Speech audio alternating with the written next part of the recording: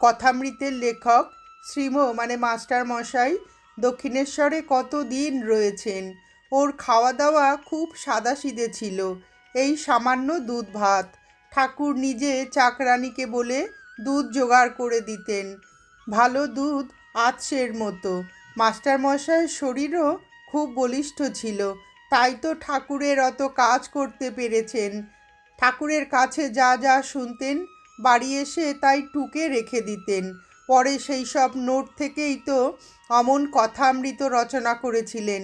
তার স্মৃতিশক্তিও অদ্ভুত ছিল, ওই তো অল্প স্বল্প লিখে রেখেছিলেন, তাই থেকে পরে ধ্যান করে করে সব স্মরণ করতেন এবং ওই করে কথামৃত লিখেছেন।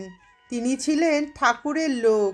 ঠাকুর যেন ওই কাজ করবার জন্যই তাকে সঙ্গে করে এনেছিলেন। শনি রবিবার বা ছুটির দিন প্রায় মাস্টার মশাই ঠাকুরের কাছে যেতেন, আর কলকাতায় কি অন্য কোনো স্থানে এলেও তিনি ঠাকুরের সঙ্গে দেখা করতেন।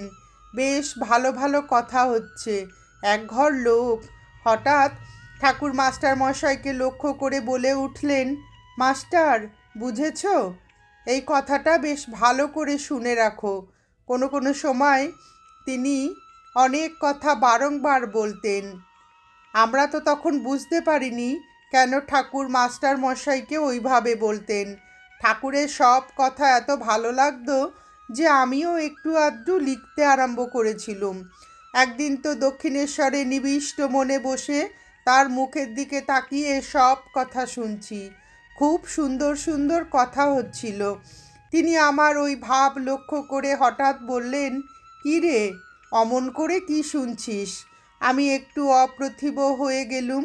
তাতে ঠাকুর বললেন, তোরও সব কিছু করতে হবে না, তোদের জীবন আলাদা। আমার মনে হয় ঠাকুর যেন আমার মনের ভাব বুঝতে পেরেই ওইভাবে বললেন। সেই থেকে আমিও কিছু লিখে রাখার সংকল্প ত্যাগ করলুম। যা লিখেছিলুম আগে তাও পরে গঙ্গার জলে সব ফেলে দেই। ঠাকুর অধ্যাত্ম রামায়ণ খুব ভালোবাসতেন।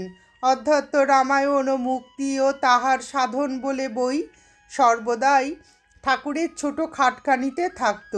নিজে আর পড়বেন কি, 24 ঘন্টাই প্রায় ভাবে বিভোর। কেউ এলে মাঝে মাঝে পড়তে বলতেন।